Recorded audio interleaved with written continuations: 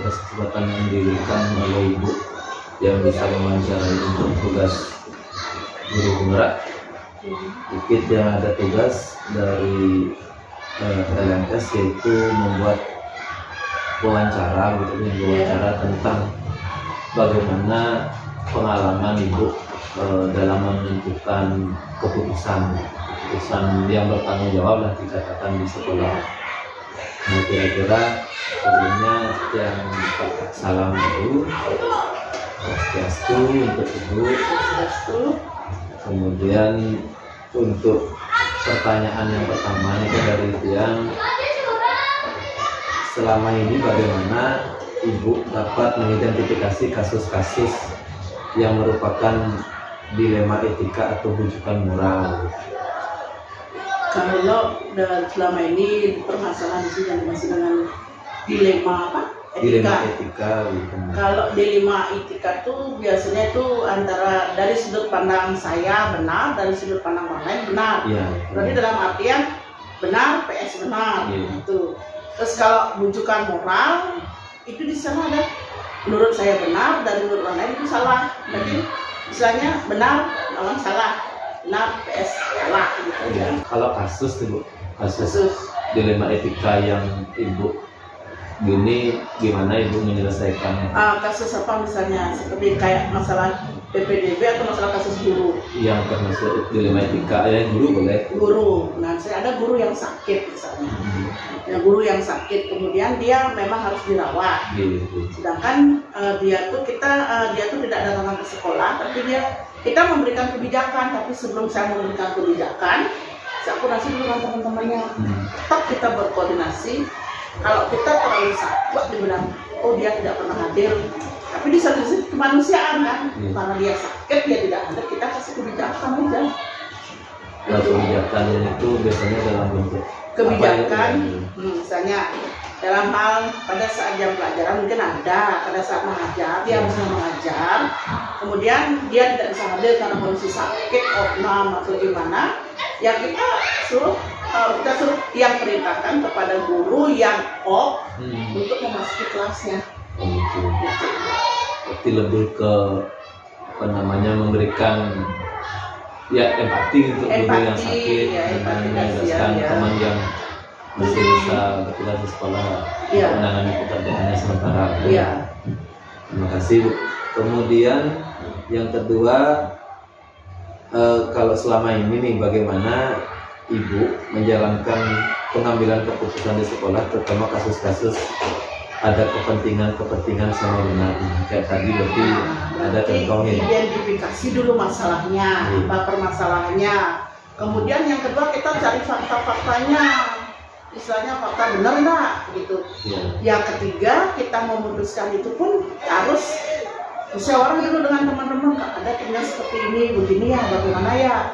Kami ya jelas dalam pengambilan keputusan itu harus ada musyawarah, kolaborasi dengan teman-teman itu aja.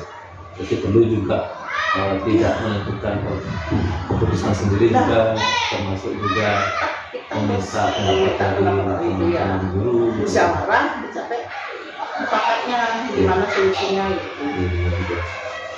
Tapi langkah-langkahnya itu ada identifikasi dulu ya, kemudian mencari faktanya bagaimana, kemudian menentukan juga dengan kolaborasi pemecahan masalahnya. Kemudian untuk hal-hal selama ini yang Ibu anggap efektif dalam pengambilan keputusan pada kasus-kasus tadi dilema etika itu, apa yang ada nggak langkah-langkah yang menurut Ibu bisa membuat itu efektif untuk menentukan keputusannya Ibu? Kalau yang saya merasa itu yang efektif itu keputusan yang diambil harus mengetahui latar belakang permasalahannya, kemudian sesuai dengan faktanya. Dalam pengambilan keputusan saya tetap musyawarah dulu, kolaborasi. Kalau begini ini dari teman, kalau begini sama-sama benar, akhirnya kita ambil kesimpulan jalan tengah. Tidak terlepas, kita tidak bisa menghindari harus merasa saya sebagai pimpinan, tidak bisa. Harus tetap berkolaborasi dengan teman-teman ya. Jadi selama ini yang Ibu ambil itu tetap menentukan latar belakang, kemudian gali informasi gitu mungkin dari teman-teman. Kemudian menentukannya bersama. Terima kasih. Terus kalau tantangan Ibu, kalau yang menjadi tantangan Ibu selama ini dalam menentukan keputusan, ada nggak kira-kira keputusan yang lumayan sulit sekali ditentukan tantangannya? Tantangannya banyak. Yang pertama, kita sebagai kepala sekolah harus taat aturan. Taat jurnis itu aturannya. Apalagi kita di PNS harus berpatokan pada ini dan ini. Yang kedua, tantangannya diri saya sendiri juga. Kalau saya ngambil begini, enggak jadi akibatnya seperti ini. Kemudian bagaimana kita bisa mengambil keputusan dari hasil masukan-masukan dari teman, itu tantangan juga. Karena masukannya banyak. Iya, masukan banyaknya bagaimana saya harusnya. Tantangannya ya dalam pengambilan keputusan itu. Dan ya juknis itulah aturan dari atas. Harus begini.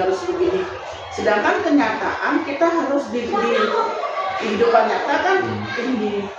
Kalau terlalu menaati aturan, susah kita menentukan gitu. Karena di bawah beda, aturannya beda gitu. Itu lebih ke regulasi yang kadang-kadang berlawanan dengan kadang yang. Tapi kita memakai dasar jadi jadinya dilema etikanya di sana. Ya benar. Benar sekali. Kemudian apakah Ibu memiliki sebuah jadwal tertentu dalam sebuah penyelesaian? Jadwal juga, karena istilahnya jadwal ini kasusnya harus selesaikan ya. Kalau yang namanya pada saat itu bisa tidak terjadwal, tetapi saya tetap memakai prosedur. Kalau ini seperti ini loh, keputusannya akan seperti ini. Tetap kita gini, tidak terjadwal, tidak bisa dijadwalkan, bisa spontan. Hari ini ada kejadian, dia keadaan darurat, harus ini. Tergantung situasi kondisi juga. Itu lebih ke kapan kasus itu terjadi. Kalau memang bisa diselesaikan hari ini, kita selesaikan. Itu pun tidak terlepas dari fakta-fakta ini, kondisi prosedur itu ya. Iya, langkah-langkah termasuk juga dari teman-teman gitu. Nah, kemarin misalnya kalau Ibu kan melakukan juga supervisi gitu untuk menentukan masalah-masalah dari teman, itu mungkin lebih ke supervisinya yang terjadwal tuh. Kalau di supervisi kira-kira gimana caranya untuk menjadwalkan? Kalau di supervisi yang menjadi program itu saya jadwalkan kelas ini tanggal sekian. Terus kemudian ada gurunya, Bu, tanggal ini saya tidak bisa. Ya, tetap di program saya tanggal ini, tetapi pelaksanaannya saya rubah. Supervisi terjadwal, tetapi pelaksanaannya kita melihat situasi dari. Kan siapa tahu guru itu pada saat pas supervisi ada keperluan. Kemudian dia punya anak atau sakit di mana, masa kita saklek sekali. Dan kadang-kadang di sana juga timbul dilema gitu. Dilema. Nanti saya dari atas kan Ibu harus lagi ini kok belum supervisi. Ya di sanalah dia main kondisinya begini Pak. Menyesuaikan dengan keadaan di lapangan gitu. Terima kasih. Kemudian dari segi pendukung nih, adakah seseorang atau faktor-faktor yang selama ini mempermudah untuk membantu Ibu mengambil keputusan? Jelas ada. Saya tidak di sekolah ini kan ada namanya warga sekolah. Yang jelas setiap pengambilan keputusan itu pasti yang minta dukungan pertama pada guru, kemudian orang tua murid, terus ada juga komite, mungkin melebar lagi ke kepala dusun, dan kita tidak bisa terlepas juga walaupun dia namanya anak-anak, tetap kita memperhatikan anak-anak juga. Keputusan yang kita ambil bisa mengambil masukan dari anak-anak siswa itu. Pertimbangkan mungkin ya. Tapi banyak, soalnya ini banyak sekali keputusan kepala sekolah itu yang harus dieksekusi gitu. Kadang ada yang berat, kadang ada yang memang sehari-hari. Misalnya kayak PPDB kan memang harus koordinasi sama desa, memang harus dari banyak pihak. Kuncinya di sini mungkin kita harus sebagai kepala sekolah bagaimana bisa mengkoordinasi supaya semua ada kolaborasi dari guru-guru biar bisa, kemudian dari musyawarah dengan orang tua gitu, hingga tercapai suatu keputusan merupakan hasil musyawarah. Ya, ajar aja saya walaupun kepala sekolah tidak malu minta tolong sama guru. Seperti ini masalahnya bagaimana ya? Dari rapat. Iya.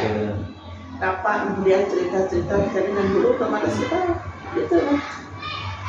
Kuncinya itu kolaborasi. Dukungnya dari banyak pihak. Tergantung apa mungkin kasus yang kita punya gitu ya. Kasus yang lain dan pada akhirnya kembali ke kita. Dari hasil ini kita ambil tengahnya, oh seperti ini. Kalau misalnya selain tadi kasus yang ada guru sakit kemudian digantikan, ada nggak mungkin kasus yang ibu rasa berat sekali ini diputuskan, kemudian ibu mencoba memutuskan tapi ternyata ada dari beberapa kalangan itu kurang mendukung rasanya juga kan? Ya jelas status biasa, terus dari tahun ke tahun ya PPDB,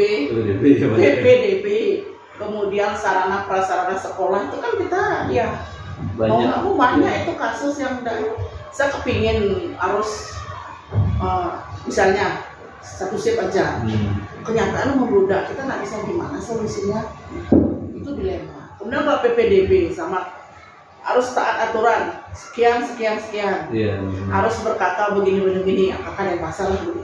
Sekarang ini dari ini loh, kita melihat masyarakat ada misalnya dulu yang terlebih napi, tapi itulah empati kita dari tekan dengan ini. Nah kembali kunci yang ke ke guru-guru. Ya kalau emang ada celah kita masuk, kita bisa, kalau enggak ya dengan tutup mata jadinya. Itu dilema kita juga jadinya. Iya. Kuncinya kalau saya masalah PPDB tidak ada diskriminasi sih. Tidak ada diskriminasi, tetapi yang tetap mengambil keputusan sesuai dengan kapasitas sekolah aja. Itu aja. Di samping regulasi yang ada, kita ambil juga sedikit rasa empati, kasihan, toleransi lah segala macam. Di sini mungkin nanti kita harus kesatuan kolaborasi. Berkolaborasi bagaimana itu sebenarnya. Nah terakhir ibu pertanyaannya, dari semua hal yang ibu sampaikan tadi, pengalaman dari banyak keputusan yang ibu tentukan, apa kira-kira pengalaman yang paling mungkin berkesan untuk ambil dari pengambilan keputusan itu? Paling berkesan, kalau bagi saya itu pada saat saya tuh dilema ya, ini harus, ini seperti ini, itu paling berkesan. Bisa menengahi. Ya, bisa menengahi itu, mengambil keputusan benar nggak yang saya ambil ini. Saya ya udah mau nggak mau begini. Itu yang pertama. Yang kedua itu jelas dari sana saya dapat ternyata kita dikasih misalnya jabatan lebih sebagai kepala sekolah, bagaimana memanage teman-teman supaya bisa dia berkolaborasi. Karena menyatukan orang itu susah. Hitam rambut masih sama, tapi di dalamnya kita tidak tahu. Terkadang kita kepala sekolah tuh, saya sendiri ya tidak merasa saya lebih. Terkadang saya ternyata guru saya lebih gini. Saya tidak malu mengakui saya itu tidak malu meminta pendapat, meminta saran dari guru. Nah, kalau saya itu banyak hal yang saya dapat. Banyak hal yang bisa dipelajari dan memang harus kan kedepannya terus belajar terus gitu. Tapi banyak hal juga bisa didapat, kompetensi baru, kolaborasi gitu. Menengahi banyak halangan. Aduh gimana dengan masalah ini, saya harus mengambil keputusan seperti ini. Ya mau nggak mau akhirnya kita harus bisa menunjukkan di sana. Kemampuan saya jadinya lebih meningkat dari kompetensi sosial gitu ya. Selama teman-teman. Terima kasih banyak nih Bu. Sudah meluangkan waktu nih. Ya, sama-sama pembelajaran dan semoga sukses di dunia. Mungkin siapa tahu kedepannya pasti akan juga jadi. Ya nanti sama-sama ya kan ada pengalaman juga. Terima kasih banyak untuk waktunya, sudah diberikan waktu untuk mewawancarai pengalaman gitu. Maaf juga ini sudah mengganggu. Kalau misalnya ada kata-kata yang salah, mohon dimaafkan. Kita sama-sama belajar. Iya, terima kasih banyak. Dan tutup terus penting. Om Santi Santi Santi.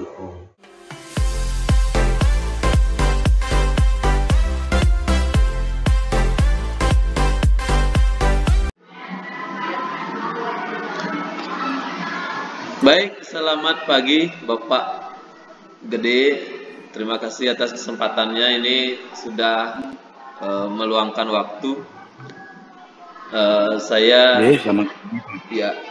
di sini akan mewawancarai Bapak tentang penyelesaian kasus atau keputusan Bapak di sekolah.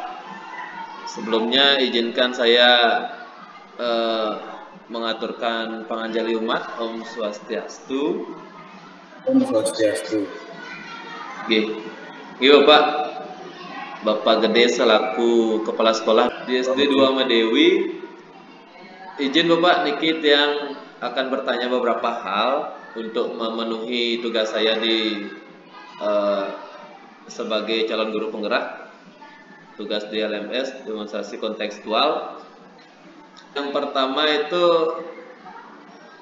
selama Bapak menjadi kepala sekolah, bagaimana dapat mengidentifikasi kasus-kasus yang merupakan dilema etika atau bujukan moral gitu, Pak? Yes, kasih Bang. Memang untuk menentukan mana yang merupakan kasus yang merupakan dilema etika atau bujukan moral, kalau saya secara pribadi selain menerapkan 9 langkah pengambilan keputusan, juga terutama pada saat bagaimana menentukan permasalahan tersebut, apakah paradigmanya benar melawan benar atau paradigmanya nanti ketika paradigmanya itu benar lawan salah. Dan yang paling sering saya gunakan sebagai tujuan, Pak Komang, ketika terjadi pelanggaran aturan di sana, berarti itu merupakan bujukan moral sebenarnya. Namun memang kadang tipis sekali perbedaan antara bujukan moral dengan dilema etika. Kadang kita merasa itu dilema etika padahal merupakan bujukan moral. Itu selain ya terutama sih 9 langkah pengambilan keputusannya yang harus pertama saya jalankan untuk menguji apakah itu merupakan dilema etika atau bujukan moral. Terima kasih Pak. Berarti memang sedikit susah dibedakan Pak ya antara bujukan moral dengan dilema etika yang terjadi begitu Pak ya.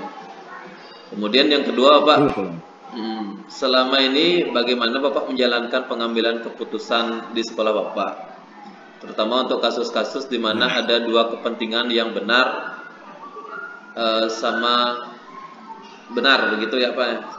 Ketika suatu keputusan itu bersifat benar melawan benar, artinya dilema etika, tentu pada kita disediakan pada dua pilihan biasanya Pak Komang. Kita menjalankan atau tidak menjalankan aturan tersebut. Namun kalau saya lebih cenderung dalam pengambilan keputusan ketika itu memang merupakan dilema etika, maka cenderung pengambilan keputusan yang saya gunakan itu lebih mengarah kepada skala prioritasnya Pak Komang. Skala prioritas ada Pak. Ya, mana yang lebih urgent atau lebih penting untuk dilaksanakan atau didahulukan, maka keputusan itu yang saya ambil. Jadi lebih kepada skala prioritasnya Pak. Iya, benar sekali Bapak. Berarti untuk menentukan keputusan tersebut penting juga melakukan analisis skala prioritas ada Bapak ya. Ya, selain itu lagi selain skala prioritasnya juga dampaknya Bang. Dampak. Misalnya keputusan A dan B misalkan. Di keputusan A itu lebih prioritas, tapi ketika itu diambil dampaknya lebih besar terhadap sekolah, maka kemungkinan saya juga akan mengambil keputusan B jadinya, karena keputusan A mengandung lebih banyak risiko seperti itu misalkan. Jadi selain skala prioritas seperti yang saya sebutkan tadi, juga lebih kepada dampak dari pengambilan keputusan tersebut. Mana dampak yang lebih minim atau lebih sedikit dampaknya bagi orang lain maupun secara keseluruhan. Yang penting mengurangi dampak negatif itu kira-kira kalau yang kakak nih. Ya. Ya. Betul. Terima kasih Bapak. Selanjutnya ada nggak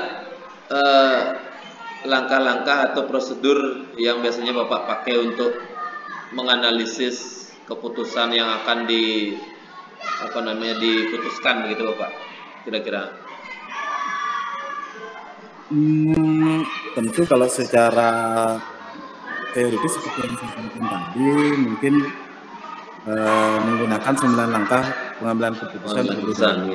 Namun dari sisi lain, dari sisi praktiknya secara langsung, pengambilan keputusan itu pertama-tama kita gali terlebih dahulu secara mendalam. Setelah itu baru rapat atau diskusi bersama. Iya, penting. Diskusi saya sih lebih mengarahkan diskusi bersama sebelum keputusan itu diambil, karena kalau kita melihat dari kacamata kita sendiri dari satu sisi di pimpinan saja tetapi tidak mendengarkan, nah itu. Jadi saya lebih kepada berdiskusi. Kalau keputusan yang vital yang mengharuskan itu lebih kepada kita harus mendengarkan terlebih dahulu, mendengarkan setiap aspek, setiap orang. Setelah itu baru pengambilan keputusan menggunakan semua langkah. Iya, benar-benar Pak. Berarti penting juga melakukan rapat kalau keputusannya mungkin skalanya lebih besar gitu Pak ya. Dilakukan dengan pengambilan keputusan secara bersama-sama gitu Pak ya. Iya, benar-benar. Kalau kira-kira saya tanya ini Bapak, kalau di sekolah yang keputusan yang memang dilema sekali yang pernah Bapak ambil, kira-kira apa nih contohnya Bapak? Nah begini Pak Mangya, ini memang dilema etika dan sulit sekali untuk saya katakan kemarin. Iya.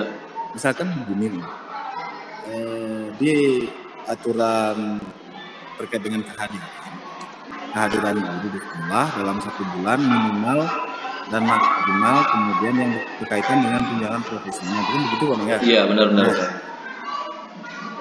Di sekolah sebelumnya ada guru di sekolah saya sebelumnya itu ada guru yang tidak melanggar tetapi memanfaatkan aturan tersebut. Contoh, di aturan tersebut kan guru maksimal 5 hari izin dalam 1 bulan. 1 bulan. Ya, maksimal 5 hari izin dalam 1 bulan. Kemudian ketika di bulan itu ada beberapa kegiatan yang memang urgent. Iya. Tidak salah kita beri izin 5 hari berarti tidak salah.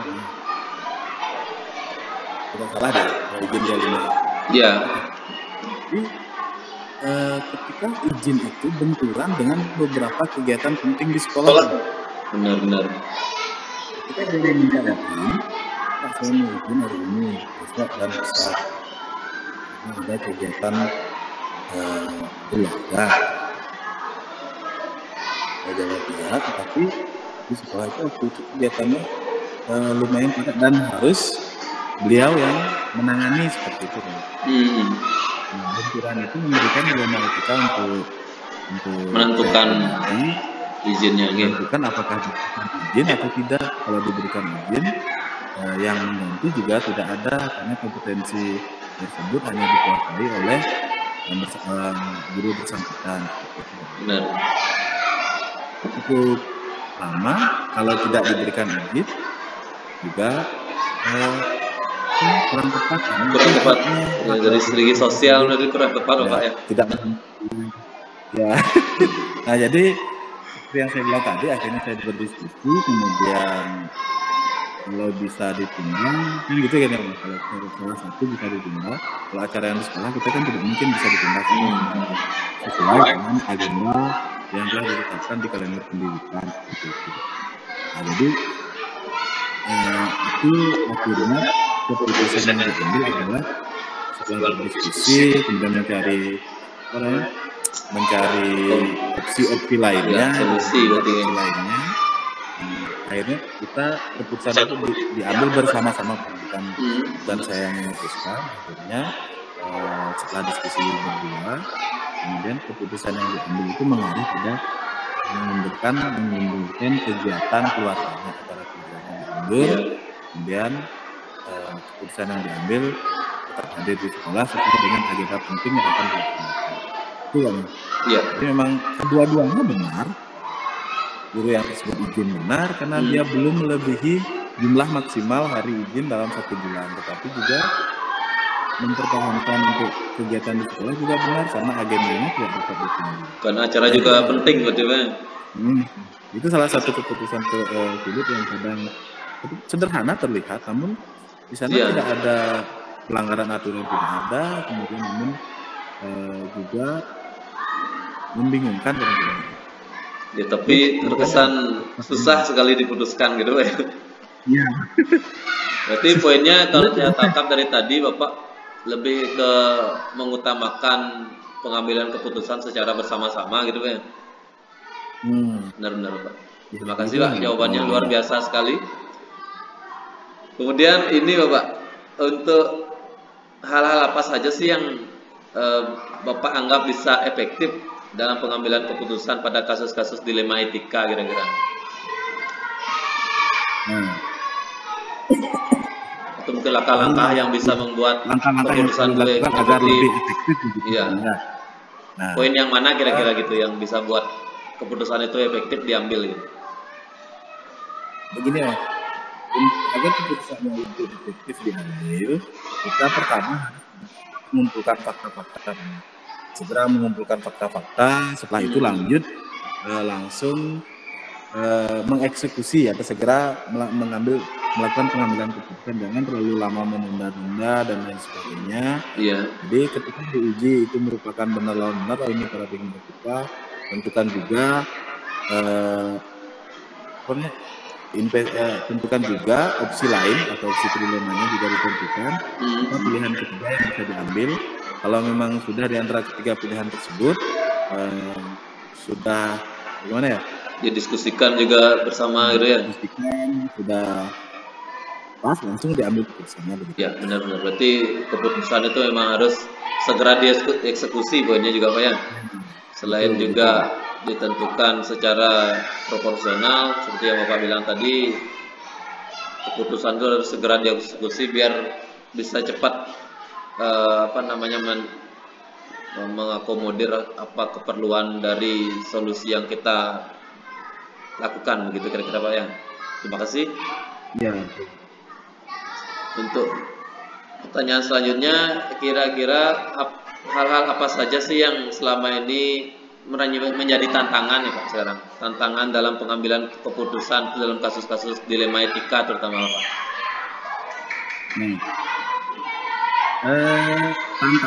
Tantangannya banyak sekali. Itu contoh yang saya bilang tadi. Tantangannya adalah karena ini kan benar semua memiliki informasi dalam kejadian tersebut. Iya. Di sini benar, memberikan izin benar, tidak memberikan izin juga benar, urgensi di sekolah. Nah, terjadi miskomunikasi mungkin konflik yang mengikuti setelah itu juga tidak terjadi seperti itu. Wah, saya tidak diberi izin seperti ini, alasan ini. Iya. Supaya sama-sama menerima keputusan itulah. Itu tantangannya menurut saya, supaya semua pihak menerima. Iya, benar. Jadi lebih ke sumber daya manusianya nih tantangannya yang cukup besar Pak ya. Benar. Kemudian apa Bapak punya jadwal nih sekarang? Jadwal untuk penyelesaian kasus begitu. Apakah Bapak punya, kalau misalnya kemarin kita dapat juga teknik coaching itu kan tentang supervisi akademik, itu memang terjadwal. Kalau untuk penyelesaian kasus atau keputusan seperti ini, apakah ada juga terjadwal di sekolah begitu kira-kira? Kalau yang terjadwal itu terjadwal secara resmi itu ya, seperti yang Bung bilang di supervisi itu kan terjadwal setiap semester sekali, sehingga kegiatan-kegiatan ketika ada permasalahan di dalam kegiatan pembelajaran maupun di luar kegiatan pembelajaran yang tetap berhubungan dengan sekolah, maka dalam supervisi tersebut kita bisa berdiskusi atau berkomunikasi dengan menggunakan communicating, sehingga potensi dari guru itu dapat dioptimalkan, kan seperti itu. Benar. Itu yang saya lihat. Kemudian ada juga yang sifatnya insidental atau tentatif, ini berubah-ubah sesuai dengan keadaan yang terjadi. Iya. Sewaktu-waktu terjadi permasalahan yang dialami oleh guru, itu juga dikomunikasikan menggunakan communicating sehingga dapat penyelesaian permasalahan begitu. Benar. Jadi selain yang tidak menentu lah, yang tergantung kejadian yang terjadi. Iya. Itu selain kalau yang terjadwal itu lebih ke supervisi untuk mengetahui masalah yang dihadapi oleh guru-guru, berarti gitu Pak ya? Iya, termasuk juga gini yang terjadwal mungkin refleksi bulanan dalam kegiatan rapat itu. Rapat rutin bulanan itu juga menyampaikan refleksi. Iya, benar-benar Pak. Iya, terima kasih. Ada yang berarti ada yang terjadwal, ada juga yang insidental kasusnya betul. Benar-benar. Ya, begitu. Ya. Kemudian untuk faktor-faktor pendukung nih, adakah seseorang yang biasanya bisa mendukung Bapak untuk mengambil keputusan yang lebih adil begitu Pak, sesuai dengan nilai-nilai kebajikan yang ada? Kalau sifatnya dilema itu memang saya yakin keputusan itu benar, tapi kadang memang terasa tidak adil untuk salah satu pihak, kan gitu ya. Iya. Jadi untuk memantapkan keputusan itu, tentu saya akan lebih banyak sharing kadang dengan rekan-rekan guru senior atau guru yang dianggap memiliki kompetensi tentang itu. Iya, benar-benar. Terkait permasalahannya terkait IT, maka yang saya lihat mungkin guru yang lebih menguasai kompetensinya bagus di bidang IT. Kemudian di keuangan, istilah nanti yang pertama kita diskusi sebelum pengambilan keputusan itu pasti bendahara ataupun guru-guru yang memiliki kompetensi terkait dengan pengelolaan keuangan, seperti itu Bang. Iya. Terima kasih. Berarti lebih ke masalah ini di bidang apa ini dulu ditentukan, berarti ya, kemudian dicari pendukung yang mengerti bidangnya itu, begitu kira-kira Pak ya. Ya. Terakhir nih Pak. Ya, pertanyaan terakhir, dari semua hal yang Bapak sampaikan tadi selama menjadi kepala sekolah, izin dong Pak bisa membagi pengalaman apa saja yang kira-kira Bapak bisa pelajari selama mengambil banyak keputusan maksudnya sebagai kepala sekolah Pak. Memang gini Om ya. Terkadang kita kan sudah menguasai konsep-konsep pengambilan keputusan yang kita pelajari. Namun ketika kita praktik kita langsung mengalami permasalahan tersebut, kadang kita sulit membedakan antara kita sering merasa ini juga mau ikut. Padahal ternyata bukan moral karena ada aturan yang dilanggar di sana. Jadi ada masalah, tapi karena itu sudah membudaya. Iya benar. Karena seolah-olah terasa ini sudah biasa dari dulu seperti ini dari dulu. Nah, mengubah paradigma itu yang sulit karena kita tahu di daerah kita di Bali maupun di Indonesia itu sebetulnya membudaya permisif, artinya terkadang terlalu banyak kebijaksanaan yang diberikan. Nah, ketika kita mengambil keputusan untuk mengurangi kebijaksanaan tersebut, sehingga terkadang terkesan mungkin sedikit kaku gitu. Kemudian pengalaman lain juga yang saya rasakan mengurangi rasa kadang merasa kurang percaya diri dalam hidup. Iya. Karena merasa juga masih junior, iya juga ya sama senior begitu Bapak. merasa tidak enak. Kalau ada masalah Bali, dia harus ketika ada salah satu guru yang ada sedikit rasa malu, dia masih Kadang terasa masih tabu lah canggung jadinya, canggung ya dalam membicarakan masalah-masalah prinsip seperti itu. Karena kedua tadi sudah nyata-nyata ada aturan yang harus ditaati, tetapi memang ada kebijaksanaan dalam aturan tersebut. Kita kebijaksanaannya terlalu tinggi, otomatis aturannya yang menjadi tidak berlaku begitu kan. Ya, itu kira-kira yang perlu diperhatikan Bapak ya. Yang saya rasakan memang selama ini selama pengambilan keputusan. Dan lagi satu, kita tidak bisa mengambil keputusan yang memuaskan semua pihak. Gitu. Benar, masih ada aja pro kontra waktu itu Pak ya. Betul. Apapun keputusan yang diambil pasti ada, di balik itu pasti ada pihak yang tidak terpuaskan. Gitu. Terima kasih sudah banyak berbagi. Kalau saya simpulkan tadi banyak sekali sudah pengalaman Bapak di sekolah. Kalau saya bisa simpulkan, Bapak lebih memilih untuk prioritas keputusan yang mana atau pihak yang mana yang harus diakomodir begitu kira-kira Pak ya.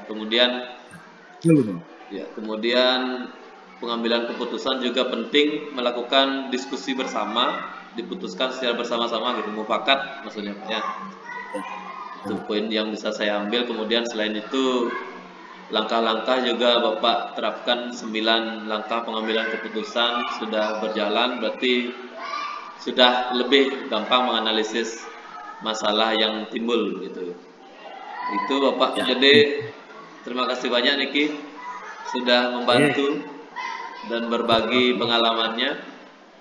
Untuk akhir kata saya tutup dengan Paramasanti. Om Santi Santi Santi. Om Santi Santi Santi.